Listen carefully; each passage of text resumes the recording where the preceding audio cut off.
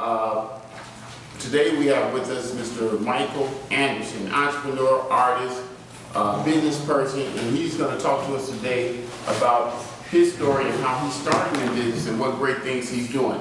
He also has some products here at the Brownsville Visitor Information Center, and he's doing great and wonderful things. Before I introduce him completely, I would like for everybody to turn their phones on vibrate, just to let you that level of respect and a little more housekeeping. People have a tendency to come in because our interests are set up like this. But other than that, I appreciate you all going. And with that, we're going to let Mr. Michael Anderson start the show. All right, yeah.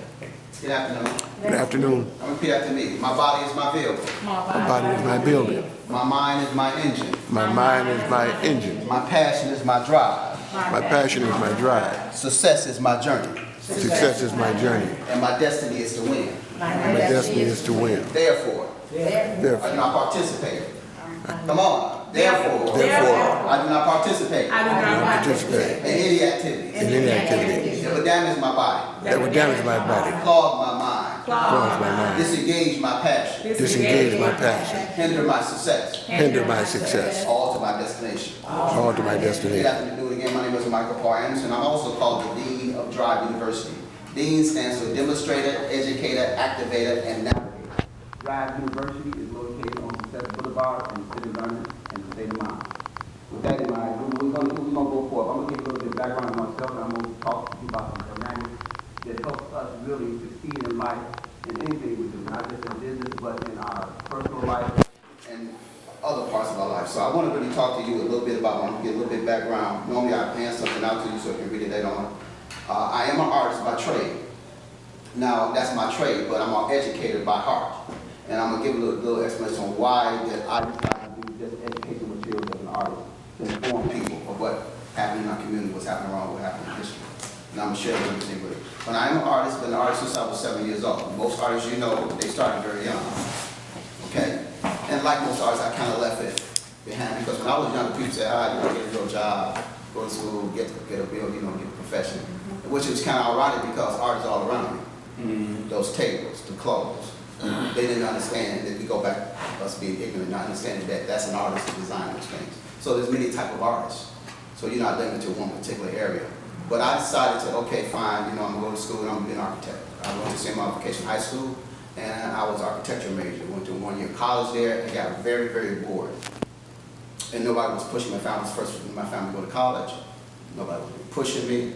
So I'm trying to figure out what's going on, what I'm going to do in my life. End up in the United States Marine Corps. Now, it's ironic that I have a piece here that says education is not limited to the four walls of the classroom or the campus university. Education has no limits, no boundaries.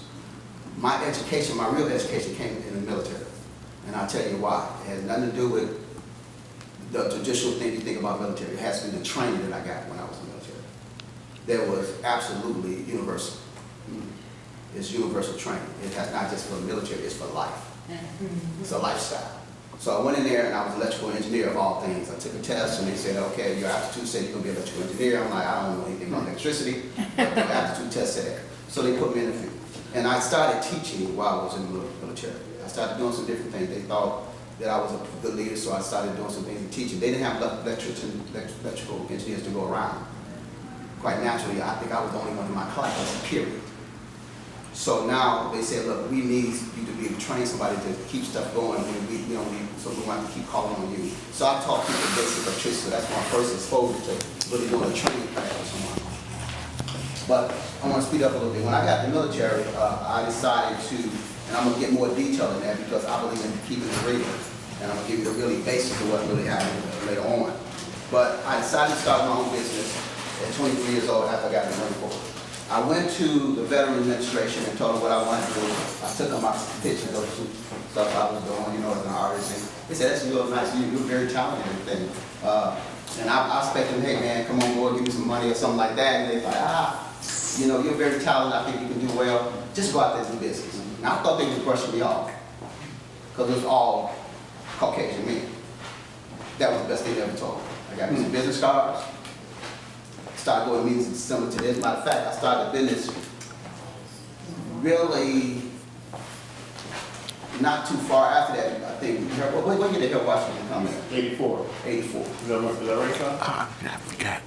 Right, so that's right about the time I started running my business. So I would get invited to different things. Matter of fact, I ran into the mayor a whole lot of times going to different business meetings. People ask what I did, I do logos. Never had really professionally did anything yet, but hey, Right. I figure I can do anything. So I did that, and that's kind of how I started my business. There's two types of businesses you can start. You can go get a franchise, or you can start a business what I call from scratch.